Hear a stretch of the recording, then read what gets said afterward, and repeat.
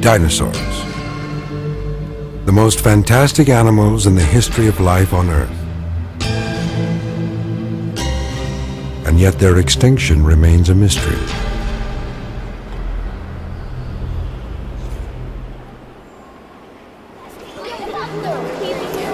Here at New York City's Museum of Natural History, visitors are greeted by an imposing prehistoric creature.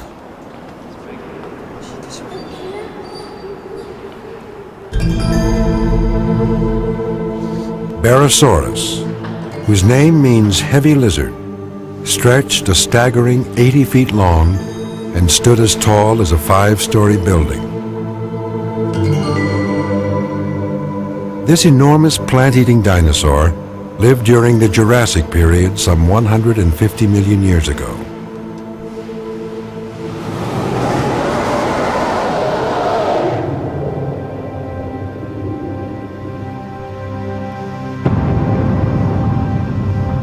At the time, dense forests up to 300 feet tall blanketed the Earth.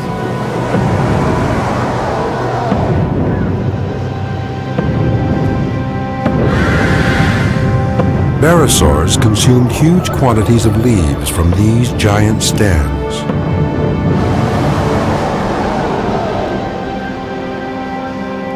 Throughout the ages, animals of every shape and size have relied on plants for sustenance.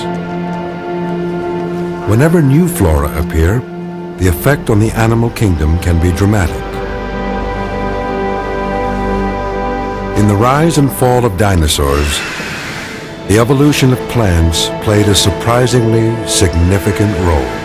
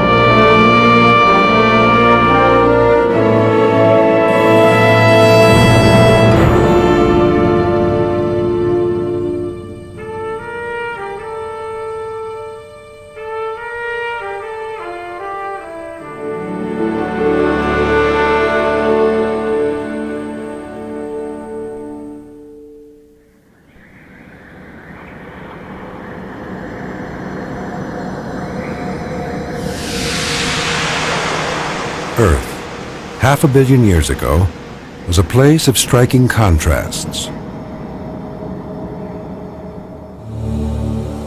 Long before the first four-legged creature ventured onto shore, before dinosaurs were even a dream, Earth was a barren wasteland. But the ocean teemed with plants and animals of all shapes and sizes. Beyond the water's edge, no living thing could survive.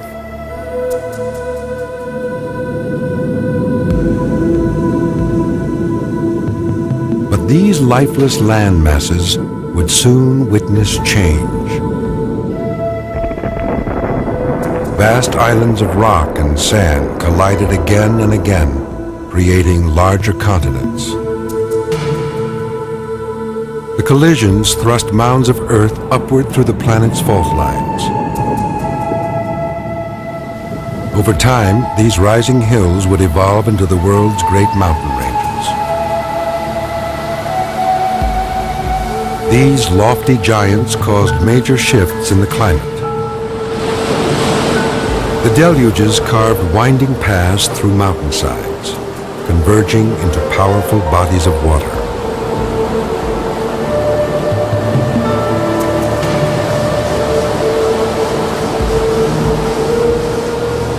These freshwater rivers were new geological phenomena, neither land nor sea.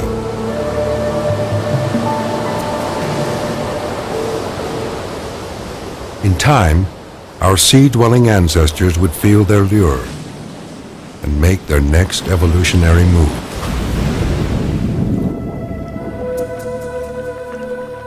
Throughout Earth's history, plants have always been a step ahead of animals. About 400 million years ago, plants began to sprout along the water's edge.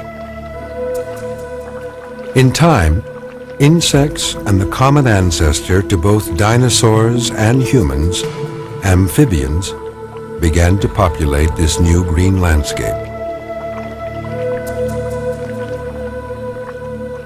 50 million years after their arrival, a few simple plants had evolved into lush forests, habitats that would lure the first curious river creature onto land.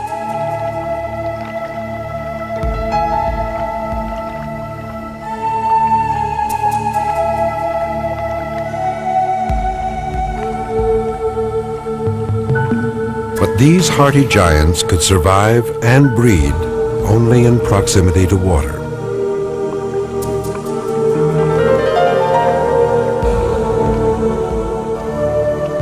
The trees were actually tree ferns with stems and leaves that reproduced through spores. Earth's early trees had no flowers or seeds. Vegetation had yet to appear further inland, so animal life was also confined to the shores.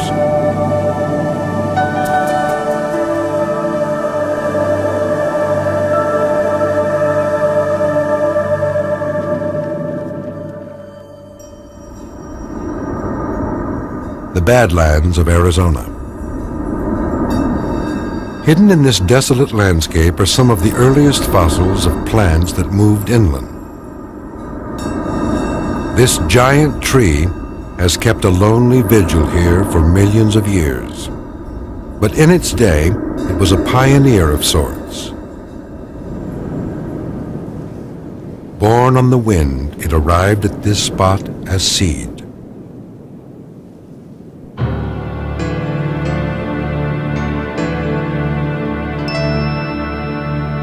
This is a 320 million year old plant fossil, its round seed harboring a tree.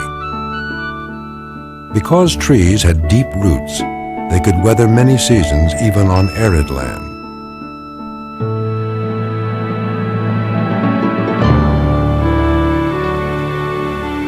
Over the course of history, many plants, even the spectacular tree ferns, faded from record.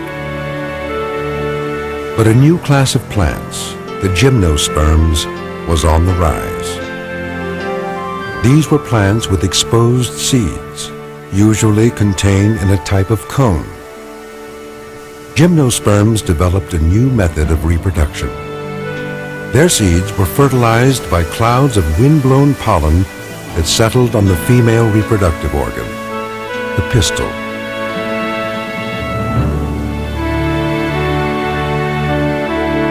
Plants like these conifers could now proliferate inland, awaiting the day of the creature that would rule the forest for years, the dinosaur.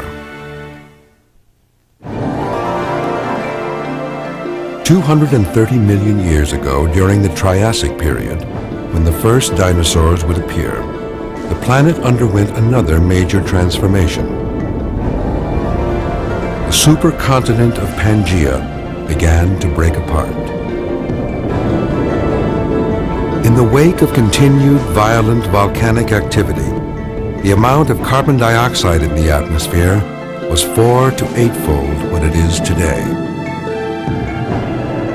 For plants that photosynthesize using sunlight and carbon dioxide, this was an ideal environment.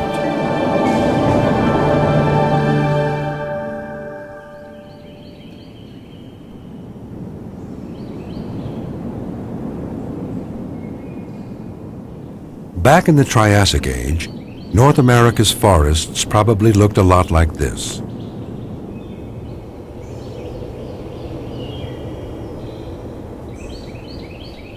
Enormous trees, dense with foliage, stretching toward the sunlight.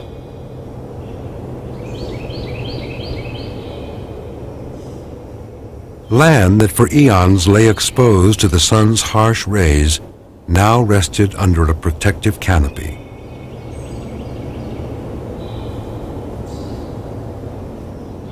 Deep roots collected water, and the forest prospered.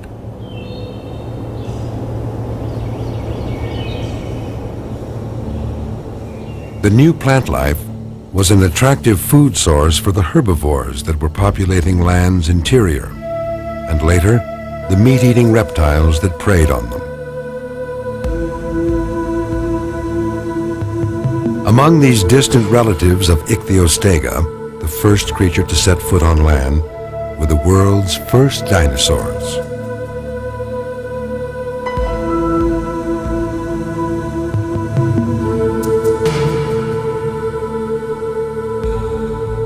This Triassic lizard dates back 225 million years. Lacking the sharp teeth of its carnivorous kin, it's considered to be one of the earliest plant-eating dinosaurs.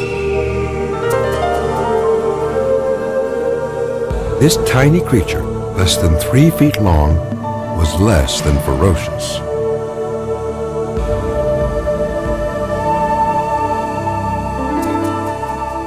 But over nearly 50 million years, the small dinosaurs began to grow in stature and design. From grazers to high browsers, their size reflected a wide range of feeding adaptations.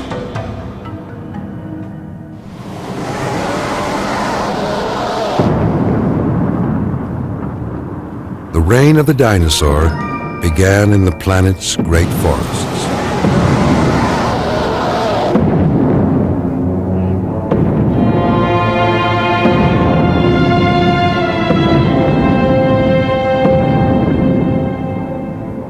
Dinosaurs of fantastic proportion had evolved perhaps to take advantage of the plentiful food supply in the forest canopy.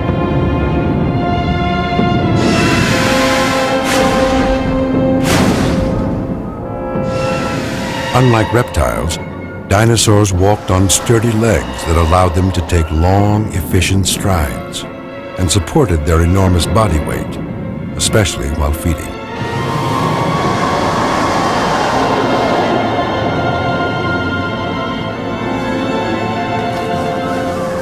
By developing longer necks, the berosaurus and other sauropods could feast on leaves in the treetops beyond the reach of other animals.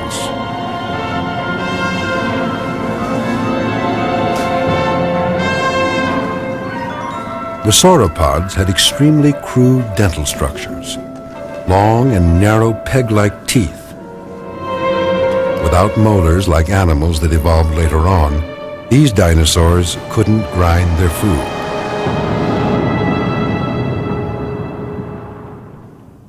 Plant-eating dinosaurs in the Jurassic period swallowed stones quite regularly to help them break up the plant material that they swallowed. Sauropods did not want to add too much weight onto the head, and of course teeth are very heavy.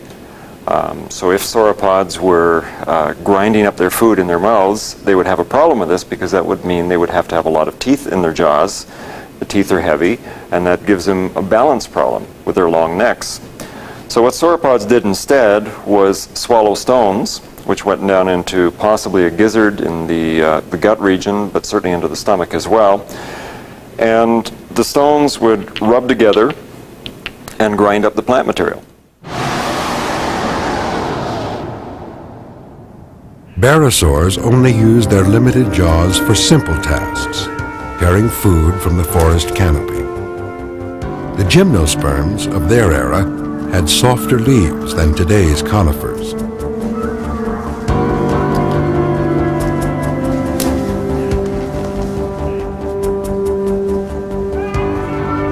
No one knows how much food these huge sauropods had to consume to survive, but their appetites were gargantuan.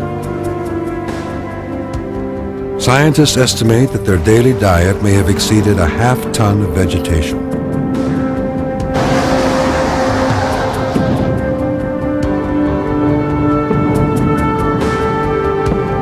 Grazing voraciously, Dinosaurs, with the help of newly arrived insects, were cutting a devastating swath across the landscape.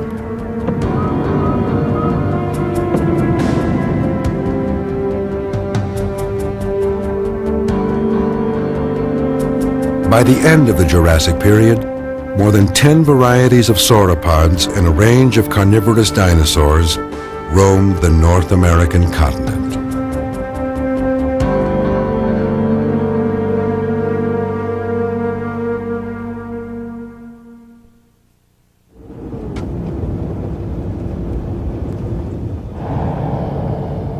While browsing dinosaurs grew in size and range, plants were undergoing their own evolutionary breakthrough. This is Westwater Canyon in Utah. Ancient plant fossils of an entirely new variety have surfaced here. Neither a tree fern nor a gymnosperm, these plants had oval-shaped leaves. Their arrival would revolutionize the plant kingdom and in time alter the ecology of the earth.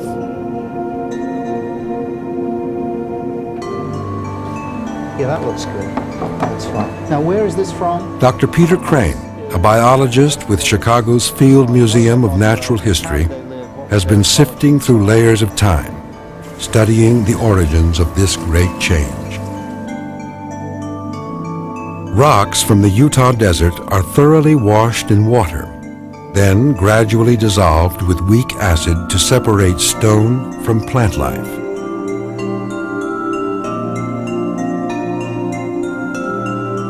Soon, a tiny flower petal shaped like a tulip emerges.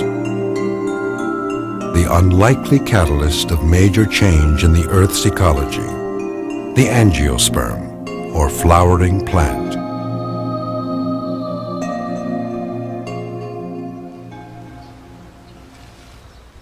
The ancestor of the modern-day magnolia may be the earliest flower on record. Inside the flower, a tiny gold bug coming out of the pupal stage.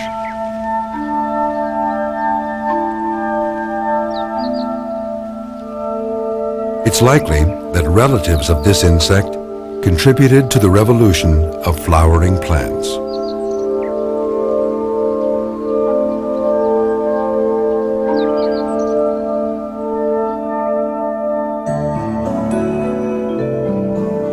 Jurassic forests provided a sumptuous table for the gold bug and other new insect life.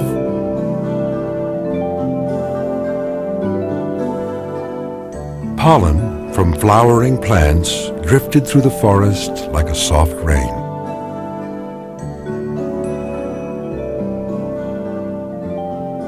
As the tiny insect moved from plant to plant, pollen stuck to its legs and was delivered to the flower's reproductive organs, or pistils, to form new seed.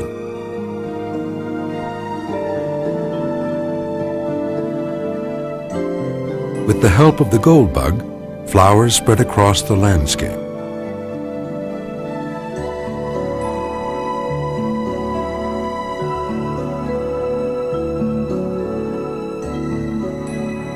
Plants that received enough pollen developed a range of distinctive colors, shapes, and scents to attract more insects.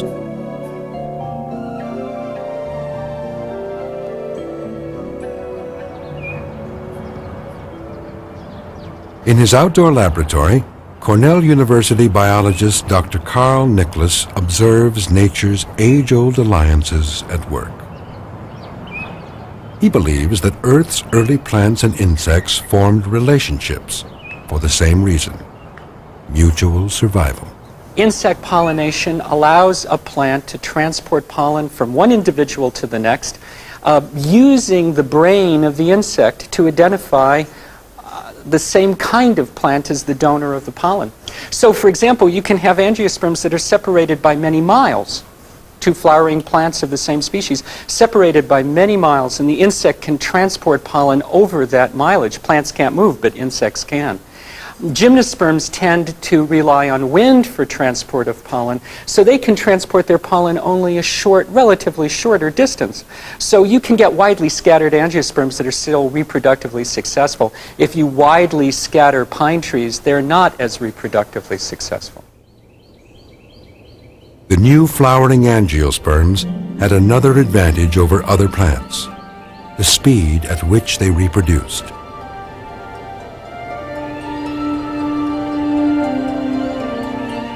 Gymnosperms, like cedars and pines, pollinated on the wind, had gained an evolutionary foothold millions of years earlier. But once their pollen reached the pistil, it took a full 6 months to a year for the fertilization process to complete. The new flowering plants were dramatically more efficient. Once the pollen grains reach the stigma or opening on the pistil, they germinate, extending a pollen tube to deliver sperm to the ovary. Fertilization takes only 3 minutes after an infusion of pollen. Even the slowest of plants can fertilize within 24 hours. During the Cretaceous, for the very first time, there was a partnership that was established between flowering plants and insects. Before that time, it was an antagonistic relationship. The insects were eating the plants.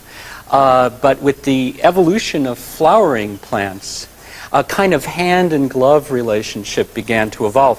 Flowers started changing their reproductive structures to accommodate the insects that were visiting them, and insects were beginning to change their morphology, their shape, to accommodate the visiting of flowers.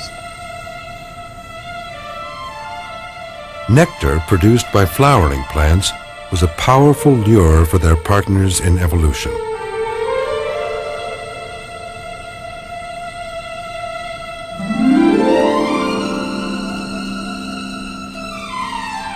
New insects like bees and butterflies appeared, and with them, new methods of pollination.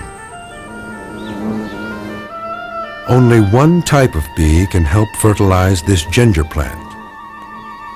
Using its long tongue, it skillfully opens the petals of this flower. Pollen inside sticks to the bee's head and is later delivered to other flowers.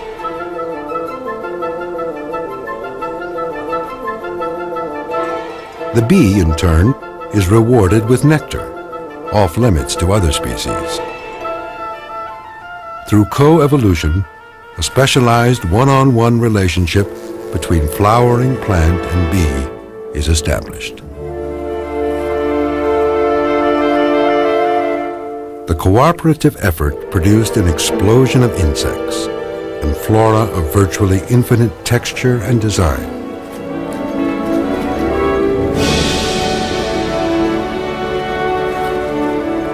While dinosaurs may have dominated the ancient forests, insects and plants working together would survive the ages.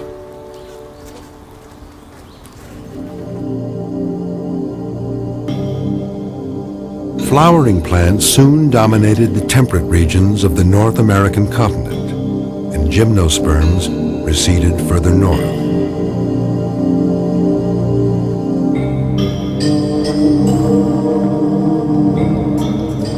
As forests decline, Jurassic trees evolved defenses such as spiny leaves and bitter poisons in an attempt to stave off the grazing dinosaurs. But the slow-growing conifers could not compete with the burgeoning family of angiosperms. The success of these prolific plants may have pushed the berosaur to the brink of extinction.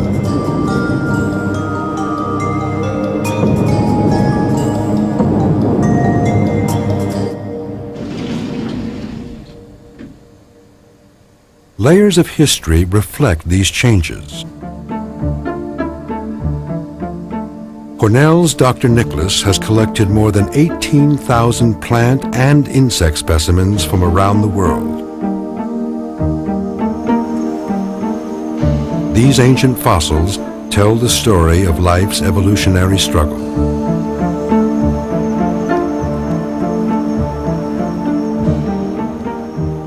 it's not just that animals eat plants, it's not that plants rely on some animals for their reproductive biology, but the entire ecosystem depends on very fragile linkages between different types of plants and animals, animals and animals. When we see changes in an ecosystem on a vast level like we do during the Cretaceous, there were many changes in the environment that were going on, and consequently there could have been many factors that were contributing to the extinction of dinosaurs and at the same time the rise of angiosperms.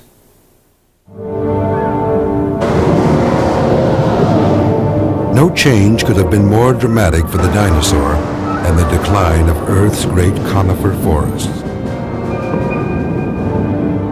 Populations that had lived for millions of years on nature's bounty dwindled in the wake of change.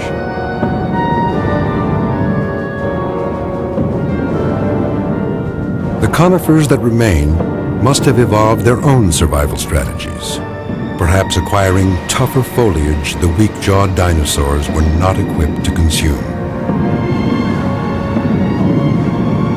The reasons for their extinction continue to baffle scientists. But an extensive fossil record shows that the once mighty berosaurus vanished completely from the North American continent 130 million years ago.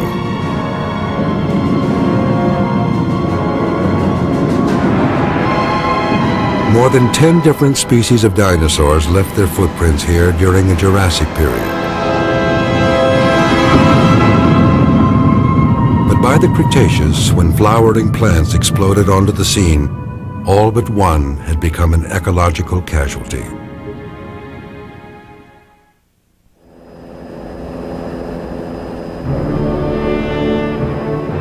Alaska's North Slope.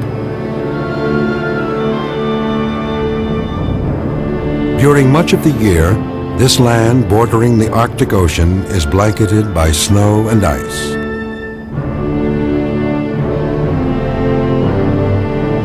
Beneath the permafrost are some of the world's largest oil reserves. But there are other riches buried here.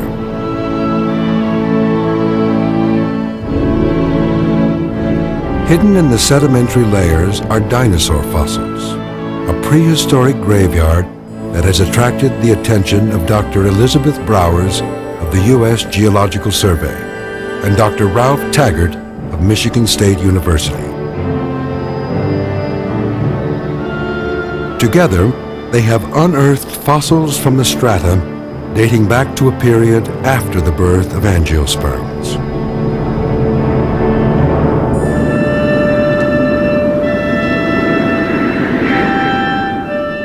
Though not as extreme as today, the Arctic winter back then was dark and cold, temperatures dropping to freezing. The discovery of fossils here has overturned the long-held notion dinosaurs thrived only in temperate zones. Well, what kind of plants is it that's making up this organic horizon? Well, that you can't tell there because it's too dark, but we could whack away at it. The purpose of this scientific expedition is to learn why some dinosaurs came to inhabit such a remote and inhospitable place.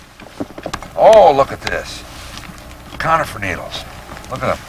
Oh, yeah. They're Look, all through the rock. there's no no leaves at all? No, Just no, the needles? no broadleaves. You know, that's a curious thing because that would be what these dinosaurs would have to eat. The hadrosaurs, of course, are plant eaters. Yeah. We would estimate that temperatures during the time that these animals were living, and the conifers as well, was about 6 to 8 degrees centigrade, mean annual temperature. And also, because we're at such a high latitude, we had very dark winters.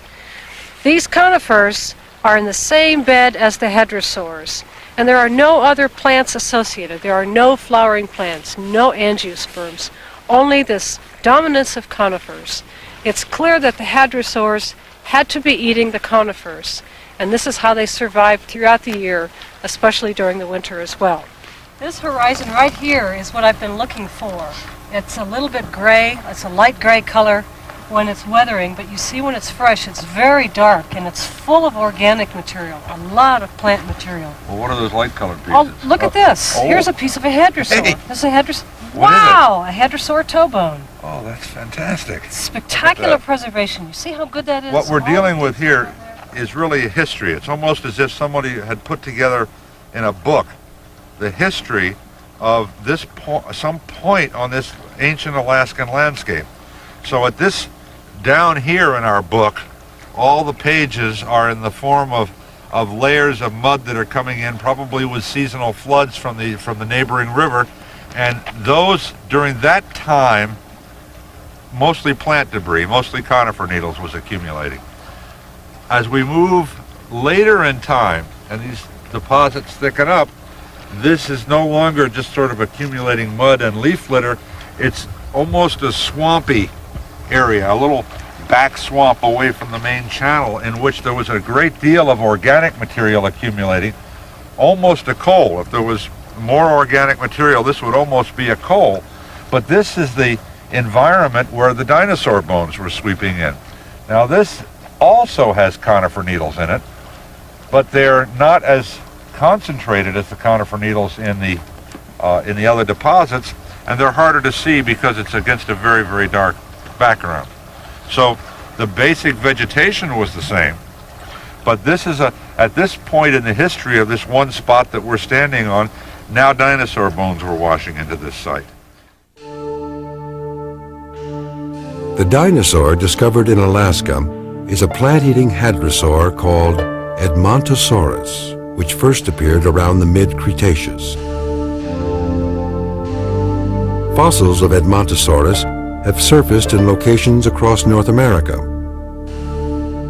This dinosaur, it seems, filled the evolutionary niche left by the larger sauropods.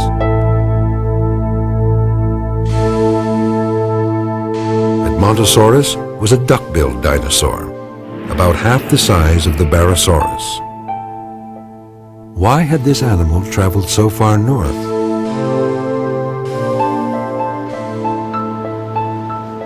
The answer, according to Dr. Taggart, may lie with the plant fossils discovered near Edmontosaurus.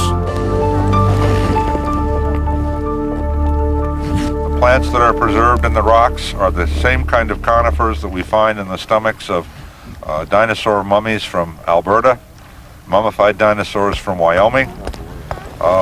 Clearly the dinosaurs up here must have been preferentially eating this kind of vegetation. Now the fascinating thing is that if they were as selective every place else in the world, when this big change in plants was taking place and the flowering plants were basically displacing the conifers almost every place else in the world, if they continued to be as selective as they must have been up here on the Arctic slope of Alaska, then dinosaur populations worldwide were in very, very serious trouble.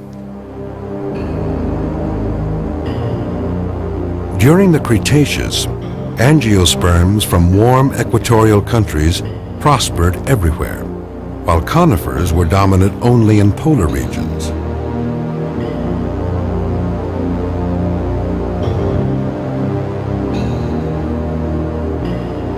Without an ample food supply, Edmontosaurus was forced to migrate from its temperate home toward conifers in the Arctic reaches.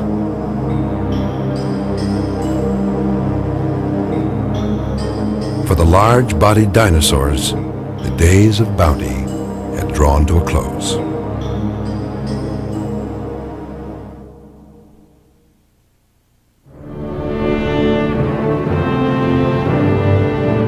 Alberta, Canada. In this strangely sculpted landscape, the final chapters of the dinosaur age unfold. The Red Deer River, also known as the River of Time. The layers of sediment lining its banks date from the last 100 million years of the dinosaur. From this region came fossils of a new type of plant-eating dinosaur.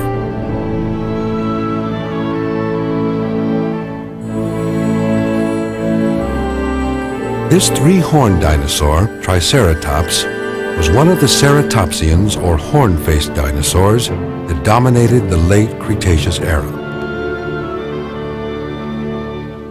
Heavily armored and somewhat resembling today's rhinoceros, Triceratops measured 30 feet long and weighed up to 6 tons. But on the evolutionary ladder, this creature never reached the status of its predecessor, Berosaurus. From what we understand about this group of animals, they were of relatively low stature, kind of a grazing animal in large herds, very much like cattle. Everything that we can see suggests that they browsed and fed off of low vegetation. And towards the end of the Mesozoic, during the Cretaceous, the lowest vegetation would be probably towards the end of the Cretaceous angiosperms. The ceratopians probably just ate and ate and ate, migrating over their habitat as they removed the food from one location, moving on to another. With its 3 menacing horns, even the most formidable predators steered clear of the Triceratops as it foraged for food.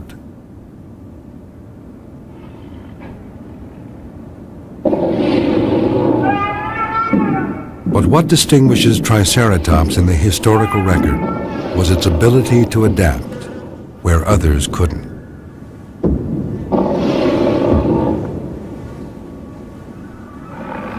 At last, a dinosaur that could feed on flowering plants and grasses.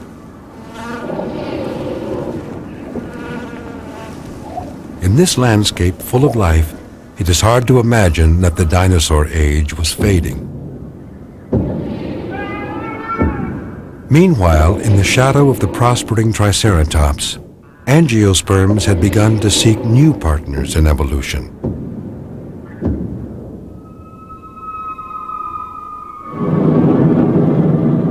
On a Cretaceous night, mammals, our ancestors, came alive at the foot of the sleeping Triceratops. The earliest mammals were small, about the size of a mouse. Still only bit players in Earth's evolutionary drama, these tiny animals moved about at night to avoid predators. Almost all mammals until then had fed on insects. But as angiosperms gained more ground, mammals expanded their diet. As a result of this change, flowering plants were dispersed to an even larger domain.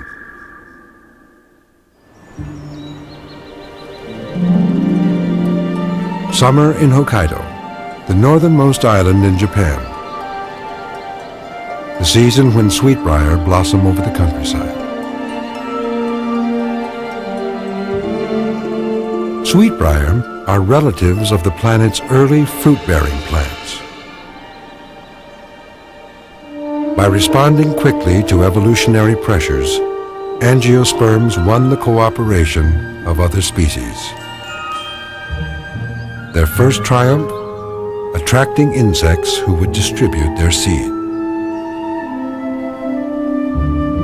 Now, with the advent of fruit-bearing plants, came new partners in evolution, mammals.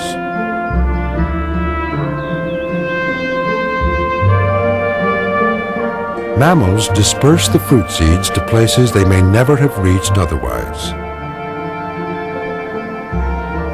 Both plants and animals benefited from this exchange.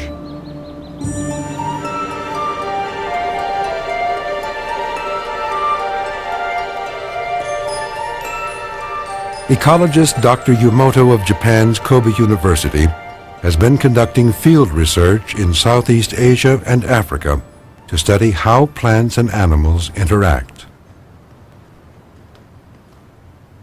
Yumoto has observed the symbiotic connection between flowering plants and mammals in tropical rainforests. Small fruit consumed by small animals like squirrels. Large fruit that attracts monkeys and chimpanzees. Co-evolution to meet specific needs. As life becomes more complex, flowering plants and animals develop more exclusive relationships with one another. As large as a football, this giant fruit is a treat for the modern elephant. But if elephants can feast on angiosperms, why not other large creatures like dinosaurs? もし恐竜というのが種子散布をして If dinosaurs had formed a symbiosis with plants by spreading seeds and contributing to their reproductive process, then plants would certainly have made an adaptive effort to create large fruits to have their seeds dispersed more efficiently by them. そういう適応があったはずです。 But there is no evidence from existing fossils, either of plants or dinosaurs, that indicate there was ever a plant that benefited from such a relationship with dinosaurs. ですから So, as angiosperms established an intimate relationship with mammals, or as the close interaction emerged between angiosperms and insects, their pollen agent, というそういう中から there's a good possibility that dinosaurs were left out of the game and lost footing in the ecological system.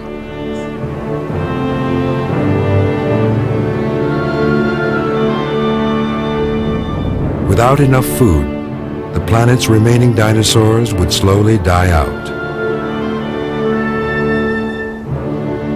And their 160 million year reign finally come to an end.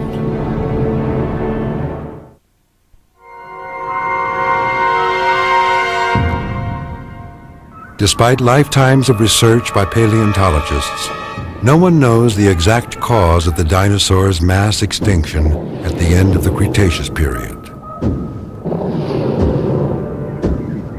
But it's now thought that most dinosaurs were in decline at the time of a cosmic collision 65 million years ago. A comet or asteroid 6 miles wide struck the Earth with the force of 100 million megatons.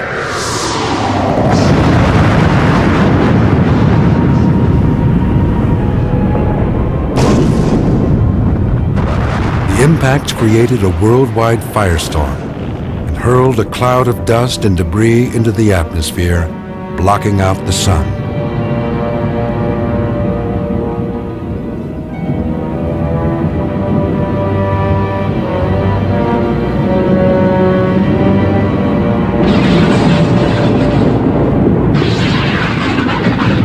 For many seasons, the planet appeared lifeless.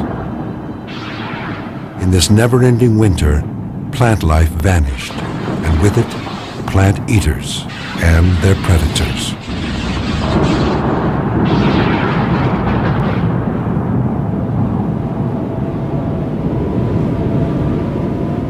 The dinosaurs could not withstand this final blow.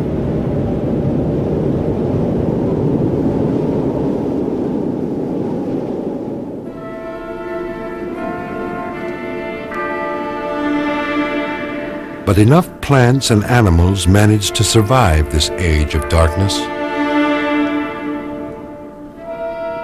Mammals, that for millions of years had lived in the shadow of the dinosaur, could fill the evolutionary niches left behind.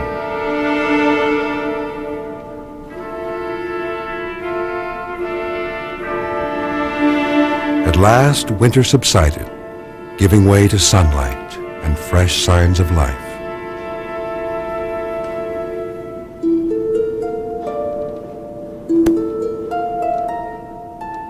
With the demise of the dinosaurs, mammals flourished in every corner of the globe.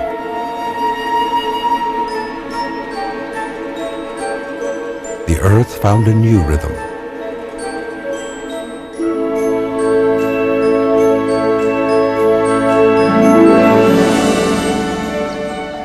And an evolutionary dance with different partners had begun.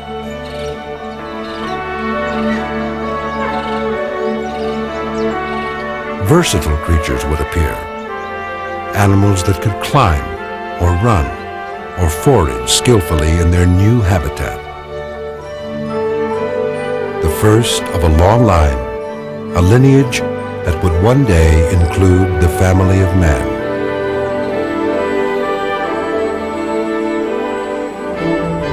all owe their existence in some measure to a cooperative relationship with plants. We may never fully understand why dinosaurs disappeared from the planet, while their fellow species, flowering plants, insects, and mammals, flourished. Larger than life, dinosaurs may have been victimized by their size, the very trait that assured their sovereignty for 160 million years. In a twist of fate, dinosaurs, unable to change with their environment, were driven to extinction not by a predator, but by the most powerful and random force of all, the force of nature.